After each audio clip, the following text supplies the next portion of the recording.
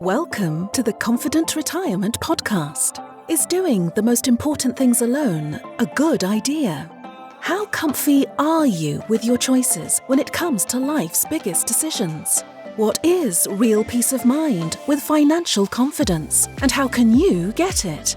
Chris Fleming and Mark Peachy are the founders of LPF Advisors in Sarasota, Florida. On the show, they bring together the best and brightest minds to share with you how to have a more confident financial picture. They empower listeners with simple, common sense and financial wisdom. And now, here are your hosts from LPF Advisors. Hey, I want to welcome everybody to the Confident Retirement Podcast brought to you by LPF Advisors. I am your host, Chris Fleming, here as always. And today I have the honor of hosting Stuart Schoenfeld. He is a partner at the law firm Capell, Barnett, Matalon and Schoenfeld with offices in New York and Florida. He specializes in elder law, estate planning, asset preservation, Medicaid, and property transactions. He's a frequent speaker and a published author with a heart for giving back. Stuart, thanks for being here and welcome to the show. Thank you very much. Happy to be here. Yeah, let's have some fun. So I'm sure you have an interesting history. Take me through just briefly what led you to where you are today. Well, I've been practicing for over 30 years. I'm not going to tell you how old I am, and in that time, my practice has evolved. I've handled over the years a lot of very sophisticated and simple real estate and business transactions. But in recent years, I migrated towards developing an elder care practice. I've always done wills. I've always handled estate administration. But in recent years, I've really enjoyed the elder care practice and dealing with folks with special needs. One of the things that encouraged me there is I happen to have a child with special needs. So I've watched her grow up and her needs change and how important it is to deal with the legal issues, both people who are developmentally disabled or elderly deal with the issues that they face. Okay, that's great. And we're going to get into that a little bit later. We're going to talk about that in a little more detail. If you could go back and talk to the younger you, Stuart, give that person some advice, what do you think you would tell them? So something you wish you knew back then that you know now. Well, I'm not, of course, a financial planner, but of course I would tell my younger self, everybody should make sure they plan for old age better financially. But putting that aside, as an attorney, the thing that young people need to know, and what I would tell myself, is we have to do all the legal planning. Legal planning that folks need changes as they get older. When they're young and they don't have a family, it's fairly simple. They may just have parents or siblings. But once you start to have a family and you have young kids, what's going to happen with them? Who's going to take care of them? You have to make that statement in some way. I could tell you a little secret about practicing law is that we do the best when folks don't plan financially. If people don't plan and then something happens, that's when it costs a lot of money to get things fixed up. And I could tell you, one thing is that many folks think, nothing's going to happen to me. I'm just going to get old and everything's going to be great. But what happens is stuff happens to everybody. And that's why it's so important to plan and have things in place. Yeah, I agree. That's well said. So is there something you like, especially right now, about your practice? A particular something, maybe it's an area of expertise. You kind of highlighted that, but is there anything you're really liking about your practice right now?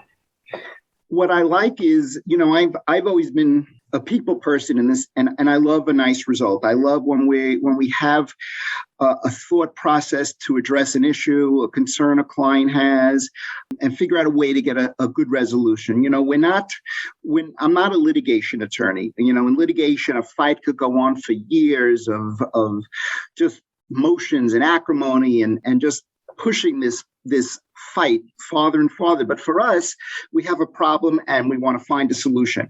And there's a tremendous gratification I have when we find that.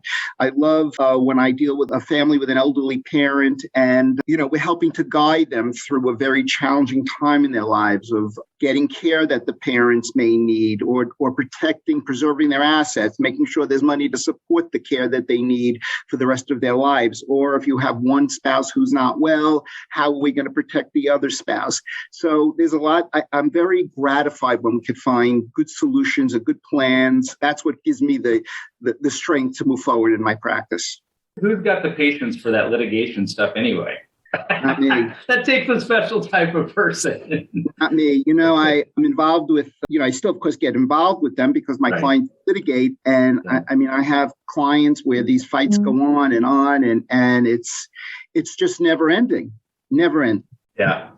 Okay. Now, you touched on something there, and I wanted to ask, is there a common misconception that you think people have when it comes to either working with attorneys or preparing for, their lives when it comes to a financial standpoint, when they come to an end from an estate? So is there a common misconception that you help people overcome when you're working with people initially? There are misconceptions folks have about what the law is. They read today, particularly, they read a lot online, and they have a sort of understanding, or they think they have an understanding of certain concepts, and they come in with them, and you have to first figure out what they are and dissuade them and explain to them, no, that may not be the law. So that's kind of a common thread that runs through my practice, about what happens. A lot of folks sometimes think that without proper planning, everything goes to the state automatically. And that's really not the case. But and similarly in elder care, folks think sometimes they can't do anything, they can't do planning, there's no way out. They hear something about a 5-year penalty look back for coverage, and sometimes all those things stop them from going forward. They also, the other thing is, some folks are so afraid to make a decision and so afraid to move forward, they're just tied up. We can't get them to even make a temporary decision. Then I say it could be changed. Okay. And so the misconception there is that, wait, you don't have to have everything figured out. Come to me. We'll help you figure it out. Yeah, we'll get there. Yeah, they have that, what is it called? Paralysis of analysis. Yeah. And I often find that, the people have a tough time figuring out the difference between knowledge and wisdom. So you can find anything on the internet, look anything up, read about it, but how does it actually apply to you, or does it apply to you at all? And is this the tactic that should be employed given everything about your situation? There's a lot of knowledge on the internet, but not a lot of wisdom. So let's jump into some of the things that you have specialties in. So just for our listeners, can you tell me what the difference is between elder care and estate planning? Sure. So I'll just say this to start. Many elder care attorneys do estate planning, but many estate planning attorneys don't do elder care. And so with elder care, we're focusing on two other things. How do I protect my assets should I need long-term care, which can be at home, which can be in a facility like an assisted living facility or a nursing home? And if I need that care, how am I going to pay for it? And that's the different focus of elder care, is focusing more on my care needs as I get older. And what I would like to add is that, folks today are living longer. When I started doing this practice, people were in their early 70s were then thinking, gee, any day now I could need this care. But now I get clients who are coming to me in their 90s. Say, gee, I need to do planning. And I say, well, you're a little late to the game, but let's get going, Right. And so those are the two dimensions that get added on. What makes it interesting is that we have to deal with a whole set of different people. So we may have to deal with geriatric care managers when we're dealing with getting care in place. We may have to help them talk about who's going to come in, nurses, aides. We deal with agencies, who's going to pay your bills. So there's a whole different set of issues that you deal with as an elder care attorney. I think of it almost in terms of the elder care is focused more on what could happen while you're living, right? The estate planning is focused more on how do you want things to go when you're gone, right? The estate planning is really the best way I would express it is it's about a smooth transition of assets and resources. How do I get it to my loved ones? How do I not pay taxes? But the elder care is how am I dealing with my needs or my spouse's needs as I get older, or my loved ones. It's the same thing. We also, practice in the area of special needs. How are we going to pay for that child who has special needs while they're alive? Yeah, and that's a great segue, Stuart. I want to transition to that. So let's talk about the unique challenges that arise when you're assisting someone maybe who's chronically ill or developmentally delayed. where you're using some of those special needs tactics? I know it's something that you're passionate about because you have experience with it. Yes, I'm very passionate about it because, as I mentioned earlier, I have a family member, a daughter who has Down syndrome, and all these years doing estate planning for folks, it's been of great importance to me. A lot of folks come in to do planning. They're elderly, maybe they're 70, they're 80, and they still have their adult disabled child living with them. And I say to them, well, what are you planning on doing with this child? He or she deserves a life. They've got to have a life, and you're not going to be here forever. And so the question becomes, A, where are they going to live when mom and dad or whoever they're living with is gone? Where are they going to be? And B, how are they going to support themselves? And those are big, important questions. And I could tell you that in a lot of states and a lot of places in the United States, the resources to provide residential opportunities is less than it used to be. You can't start this at the last minute. It's something that you've got to start much earlier when you're younger and they are younger. But the other part of it is, how do we give that disabled adult a quality of life without jeopardizing their ability to get government aid? Now, most of these programs that they may be on SSI, they may be in a residential, some sort of residential arrangement. All of those things depend on government programs. If you have a developmentally disabled child, they're going to be in maybe a daycare program or a job training program. All of those things are supported through government programs like Medicaid.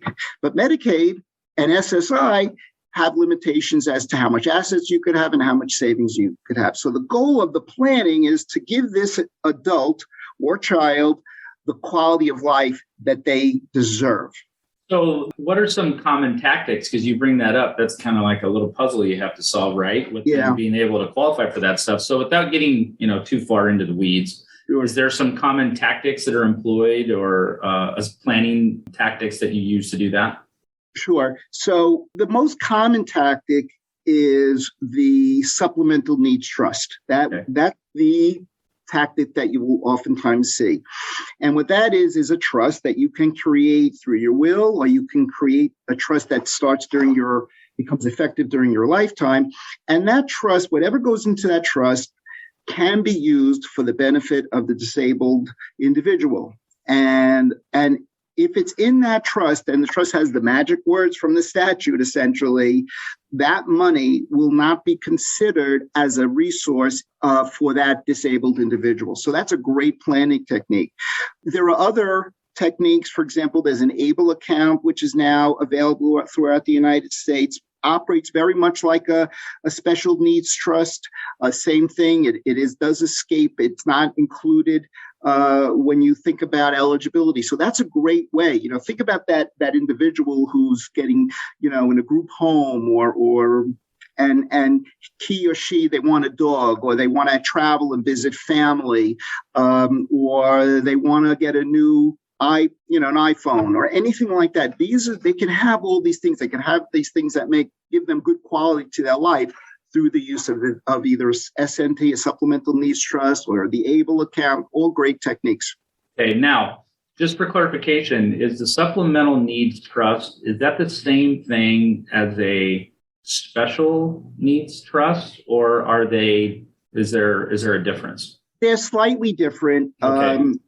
There's the names are really, I find, used interchangeably, but generally what we think of is this: a supplemental needs trust, or a third-party supplemental needs trust, is when somebody leaves a bequest or assets or money to a disabled individual. So the assets are coming from a third party for the benefit of the disabled individual. What I always thought of the special needs, or the first party, is assets that belong to the disabled individual. So if that disabled individual has some money in the bank, one way to get eligible is to put that into the SNT, the Special Needs Trust. There is a slight difference between the way they're handled legally, in that the third party, when the disabled individual passes away, whatever's left in the trust can be left to other beneficiaries, can be left to other children, relatives, friends, charities. On the other hand, whatever's in a first party SNT end up going back to the state to reimburse Medicaid for what they've paid on behalf of the disabled individuals. So it's always nicer if we can use the third party. Okay. All right. Thank you for that distinction. And that could potentially be really important for certain families, depending on what they want to do. Okay. So go ahead. Yeah, I just want to add, imagine, so for example, if a disabled individual was involved in a lawsuit and got recovered some money from that lawsuit, that would have to go into a first party SNT. Yep, because it's pain to them. Okay, so you mentioned that word Medicaid. So just for the audience, because everybody gets all confused about this, what's the difference between Medicare and Medicaid? Because they sound very similar, right? So can you clear that up for us? Sure. So most folks know Medicare as really a medical insurance plan that usually folks, whatever it is, 65 years old, can qualify for, and it usually pays hospitalization and doctors and drugs, and that's what it's for. But you notice it's a medical plan. It's a medical plan, and as folks need services, for example, as they get older, they need something different. They need custodial care. They need help getting up or walking or eating or toileting. In other words, what's known as activities of daily living. Medicare is not intended and not designed really to pay for those services. Medicaid is the insurer of last resort. So Medicaid is set up to pay for those services. One important difference is that Medicare, you work, you pay your taxes all those years, you can qualify automatically for Medicare. It doesn't matter what your income is, doesn't matter what your resources are. But Medicaid is a program that has these gates to get through them. You have to qualify in terms of resources and income. Okay, good segue. So could you walk us through on a high level those gates, right, that people have to go through when someone must apply or go on Medicaid? So there's some qualifications for those. And that's where you always hear the people talking about, I have to spend down my assets, or I had to do this, or I had to do that. So what are those common gates that people go through? So the basic rule is that Medicaid in most states has what's called a look back. Okay. And the look back is what that means is that Medicaid does not want you giving away money so that you can qualify for Medicaid. So, for example, in most states, if somebody is going into a nursing home, Medicaid will have a 5-year look back, meaning they'll say, show us all of your banking records, all your financial records. And if they see any withdrawals or they see any deposits, usually over a certain number, they want to know what they are. It's okay to pay bills, it's okay to pay your rent, but if you gave a sizable gift to one of your loved ones, Medicaid may say, no, that's no good, and they may impose a penalty. Now, everybody should understand this. In different states, there are different rules.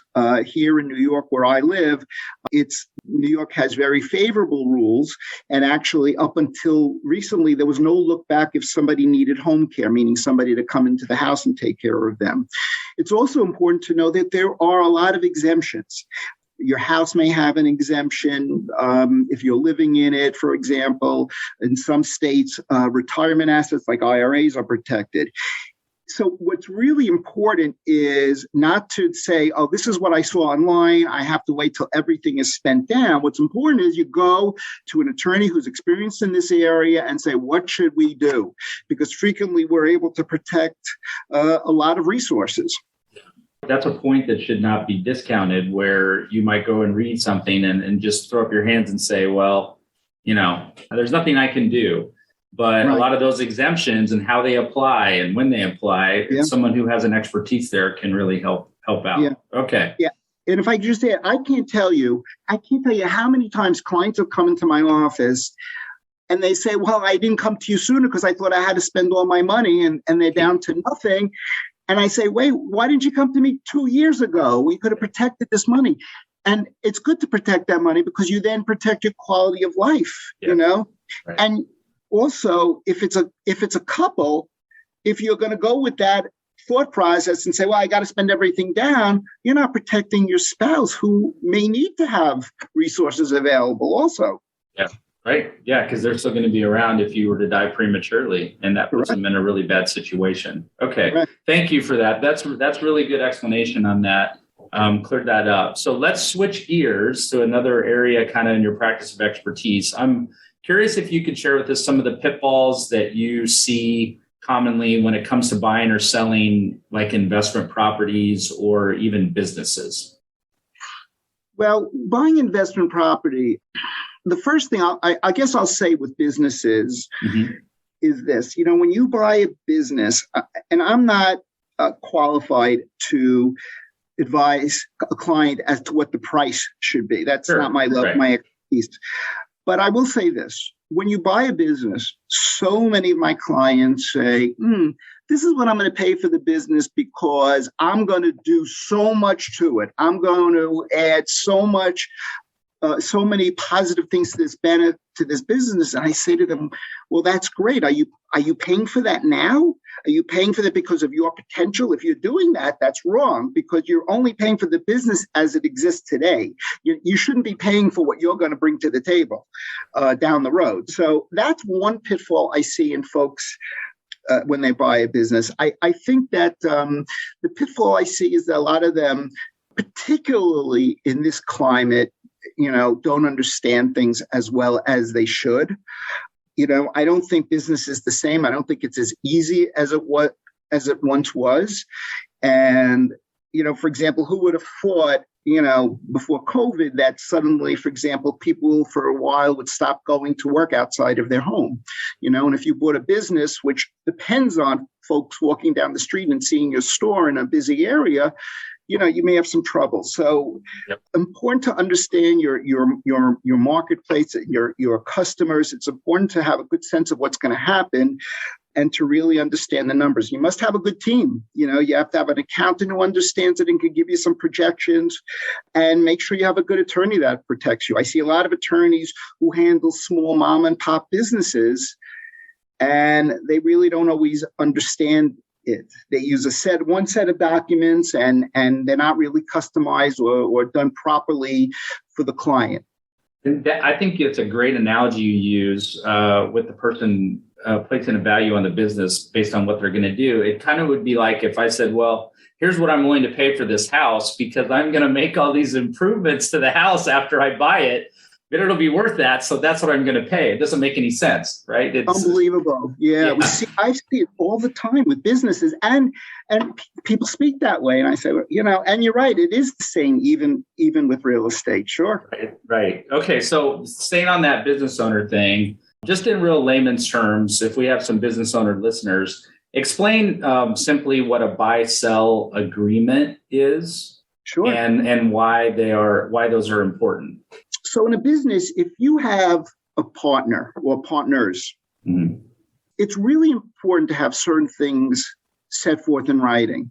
For example, who's going to, while we're both running this business, what happens if we need to put in more cash? We should address that issue. Are we both going to immediately go into our pockets? Who's going to be the president? Who's going to be the secretary treasurer? Who's going to be manning the books? Who's going to be doing what? What everybody's function is should be set down. What happens if one of us wants to leave the business? What if one of us wants to die? I love you, my partner, but I really can't stand your spouse. I don't want to be partners with him or her. So these are the types of issues that you deal with in a buy-sell. If I die, what are you going to pay for my shares? Are you going to pay for my shares in the business?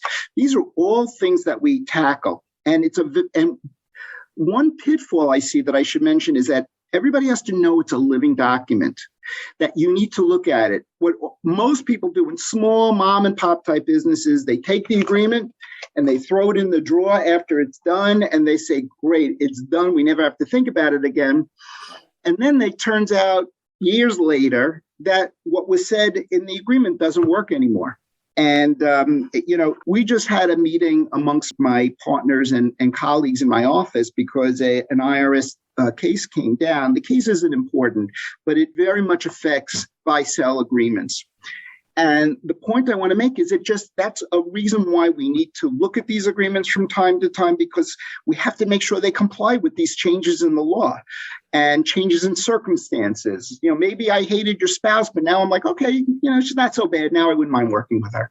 Right. And I think the other important thing is the sooner that those things can be talked about and how you're going to deal with them in the life of the business, the better. Because as those things arise, I've even experienced that with our business where we talked about all that stuff when we formed the company, thinking that none of it would ever happen. Then some of those things occurred and we could go back to our document and say, okay, well, here's how we had agreed we were going to address it when that happened. Because everybody gets along until you start making a bunch of money. Right. And then sometimes all bets are off. Right. That starts happening. So it's better to have those things agreed to in advance with the agreements. Yeah, that's always the best. Then you could just look back, but you don't want to have a document that you produced years ago that really doesn't work anymore. Right. But it's so important. And like estate planning, just because you don't have all the decisions made, you shouldn't make some decision. You could go back and sharpen the pencils and focus on it again and make it better, but start and get something done. Okay, so let's switch gears. Outside of your practice, can you tell me something that you are really passionate about personally? I'm passionate about my family, of course. I'm passionate about, I've enjoyed being involved with different organizations. I've been on boards of directors of not-for-profits, usually in the past helping folks with developmental disabilities. Now I'm on the board of here in Long Island, the LGBT network. So I've gotten a lot of gratification from getting out there in the community and helping folks. That's always been something that I've really enjoyed. That's awesome. Okay. Yeah. And thinking about the future, Stuart, what do you kind of see as the biggest opportunity in the future of your practice for you? I've always been of the mindset, that when things change, laws change, and my colleagues and I are like, oh my God, what's going to happen to this area of the practice? It frequently opens up other opportunities. There's certainly going to be changes in laws that's going to change planning.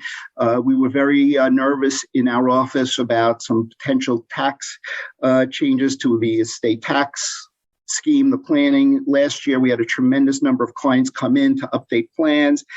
Every year, there are changes in elder care laws and laws dealing with folks with special needs.